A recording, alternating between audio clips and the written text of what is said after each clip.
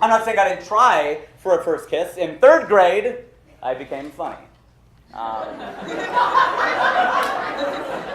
I had a funny friend in class, and my funny uncle from Australia visited us, and I envied the way that they made girls laugh. And between the two of them, I discovered my own sense of humor. And in class, thank you very much. Thank you very much. I discovered my own sense of humor, and in class, I developed my alternating impressive answer, sarcastic comment routine, which ensured I would be both teacher's pet and pet peeve.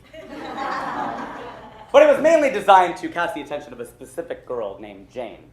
And when I was awarded my perfect attendance certificate from 2nd grade through 12th,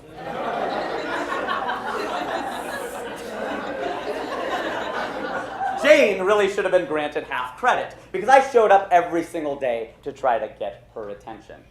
But humor is a slightly better aphrodisiac than attendance, so I worked it, much to my teacher's chagrin. My report cards would often read, "Rajiv needs to settle down." I was already getting marital advice. It was great.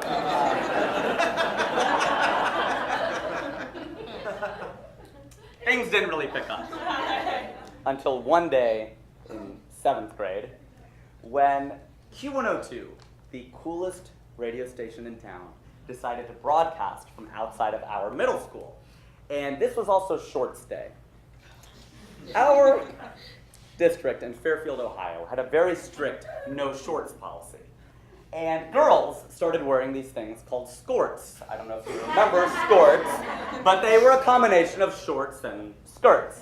And the rule up until this point in time is that girls' skirts had to be fingertip in length, which made it sound like they had to be a half an inch long. How long are your fingertips? That would have been great.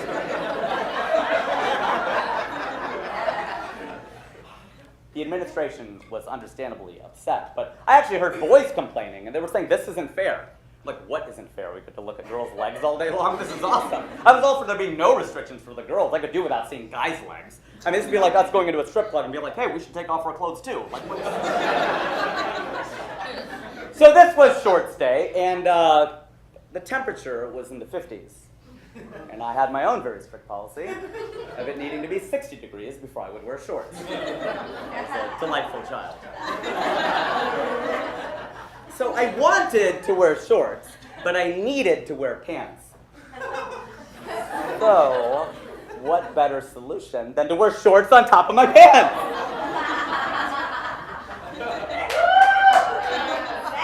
I gotta bring you to every show. I'm not really sure why my parents didn't stop me, but off to school I went.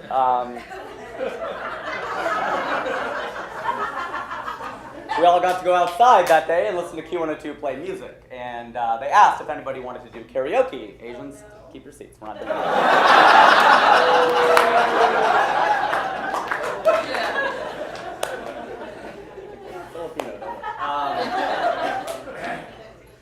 And, since I looked decidedly unique, kids shoved me forward and handed me the microphone, and I was terrified. I had a very strict policy of not singing or dancing in front of anybody. I played the viola in the Dorchestra for years.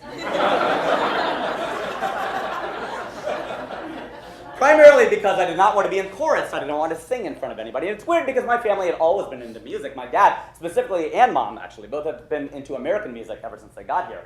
And my dad used to make these very cool American mixtapes. He would blast that song, Juicy by Entombed. Yes, the same one that Biggie Smalls would later sample. My dad was cool, man. It was crazy. And one night in 1983, he brought home Thriller. And between that album and MTV, I taught myself every single MJ move there was. I was so good, I could moonwalk on top of that ledge of the sandbox at my daycare. Kelly still didn't go for it, whatever, that's not the point of the story. But my parents entered me into a talent competition at a Diwali function. Diwali is the Indian Christmas, and it is now. Happy Diwali, everybody. Got more applause than God. Okay, I'll take it. So no, they entered me into this competition, and I was all ready to do it. And then I looked down at the program, and it read Rajiv Satyal breakdancing. And I freaked out. I mean, not like the Lashik song. I panicked. I went completely crazy. And I grabbed me, your disco. Very good.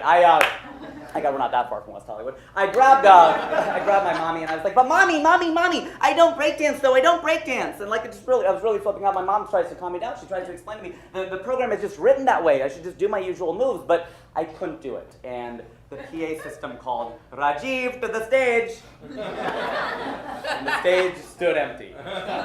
And I was never gonna dance again, like George Michael. So there I was, Shorts Day, Q102 Day, the mic in my hand. I've got the opportunity of a lifetime. I mean, this is Q102, the pop station in our town with the DJ we all listen to after school, and I was about to go down in the annals of Cincinnati audio history. So I hold on to that mic and I dedicate a song to Jane. I chose We Didn't Start the Fire by Billy Joel. Because of course this nerd knew all of the words. Harry Truman, Doris Day, Red China, Johnny Ray, South Pacific, Walter Whistle, Joe DiMaggio. And I went crazy and I danced around, I threw in my MJ moves, I even topped it off by rapping Wild Thing by Tone Loc. I mean, that place went absolutely crazy, dude. Everybody was applauding and Jane, dude, finally, Jane, man, Jane was totally unaffected by it. And that's that. Yeah. That incident did put me on the map, though. It boosted my social capital. You see, there were 4 levels of popularity in high school. The first one is that people knew you. The second one is that people knew you and liked you. The third level is people knew you, liked you, and socialized with you. And the fourth one was members of the opposite sex dated you. I was never number 4. This show would not exist if I were. And I'll give you a chance to figure out where you were on the scale, you judgmental people. But primarily because of this, my shorts, I landed somewhere between number 2 and number 3. People knew me, liked me, and sometimes socialized with me. When I took my shorts off and I was class president, I just had to throw that in the show. It didn't fit anywhere else. But more importantly, Jane and I got to number 3, very different from third base. That didn't happen at all. But we got to number 3. She knew me, she liked me, and she sometimes socialized with me because when we became friends. She started calling me. We were calling each other about homework. Well, she was calling me. She's white and I'm Indian, so and we started talking on the phone like every night. And I remember she would call me on Friday nights, and she was the one who actually got me into stand-up comedy. She would call me up on Friday nights, and we would watch Fox's comic strip live together. And so, Jane, thanks, Jane. You get the credit for getting me into stand-up. So that was pretty cool. Thank you very much. These jokes are for 2 people at a time. So if you haven't laughed yet, just relax. Back row, you But I also saw Jane on the weekends as well. You okay? Spilled your drink? Just your first. Okay. You already, what, Asian, would you have half a drink? Okay. Yeah, honestly, the Asian jokes tonight. Come on, Russell. Okay. So, there I was. I saw Jane on the weekends as well because we both played soccer. And I played 12 seasons of soccer. That's covered 10 years of my life, about the same amount of time I was trying to get Jane to like me. And in a decade of playing ball, I never scored a goal. Not one time, okay? And the funny thing is I didn't suck at soccer. I mean, I had a lot of assists. I could pass, I could move, I could dribble. I just could not score.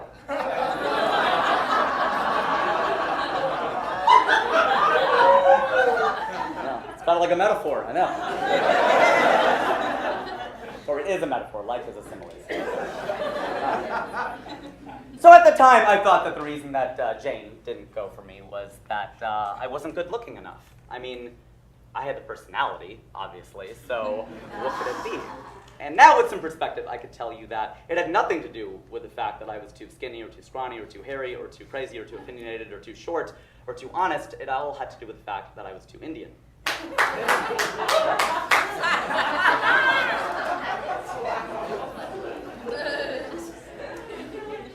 It's true. It's weird. Jane wasn't a racist, not at all. It was the 1980s, and we were in Ohio, and I just was not what hot meant. That's true. And so, I used to do this bit in my stand-up act where I said that I did not experience racism growing up in Ohio, which is true, and I'm grateful to the Buckeye State for that. The only time I felt different, I did this bit where the only part I felt different was during roll call. The teacher would go alphabetically down the list, and she would read it out, and she'd be like, David Sanders, here. Casey Sargent, here. Yeah, that's me.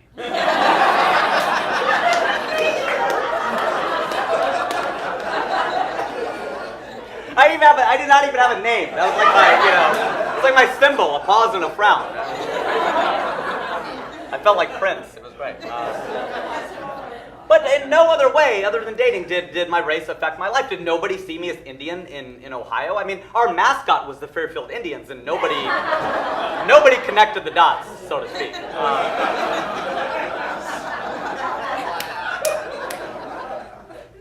This really sucked because I really liked Jane, and I worked so hard to get her to like me back. And at the end of the day, no matter how close we got, it was all moot because I wasn't just in the friend zone; I was in the Indian zone. And you can get out of the friend zone. You can't get out of the Indian zone. Unless you're Pakistan, then you can get out. That's possible. You see, kids these days have no idea what it was like back then. 2013 Rajiv in 7th grade really probably can date Jane. 1989 Rajiv in 7th grade really should have just been the Indians' mascot. The whole time, the moral of the story that I was learning was, never give up. I think the real moral was, dude, give up. I kind of wish Debbie would have been there to tell me that's enough. So, I left high school without a first kiss.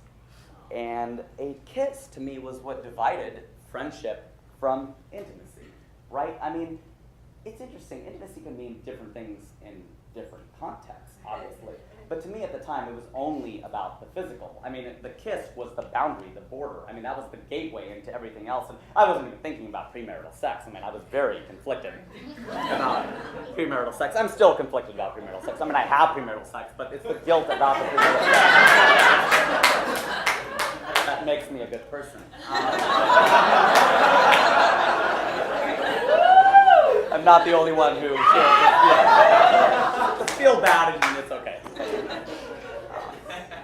But that's the real difference, right? I mean, friend, and people. I would always think of Jerry Maguire. You know that line where he would say, "I'm great at friendship and I'm bad at intimacy." It's like that's easy for you to say, Jerry Maguire, because the thing is, it's easy to say you're a great friend. I mean, there are really no metrics for friendship. I mean, I can count my friends, I think, but I have no idea how they really feel about me. I mean, that's easy to say. But intimacy, she's either kissing you, and then you're intimate, or she's not, and you're in the friend zone. It's binary, that's all there is to it. I'm not saying that a friend is a bad thing. I oftentimes take longer to say that you're a friend of mine, longer than a lot of people wait to say I love you. Because I have a policy. And, well, I think of a friend as higher than a girlfriend in a lot of ways. I mean, all of my friendships have outlasted all of my relationships. So that's the fact, really. I mean, and the thing is, there are 3 levels of friendship. One is that it's somebody you can hang out with. 2 is somebody you can confide in. And 3, and this is really key, is somebody you don't mind asking for a favor. So if I can ask you to take me to the airport, you're a friend. If not, then you're probably an acquaintance. So when girls would say, let's just be friends, I was like, what do you mean, just friends? I mean, that's like the best thing you can be. I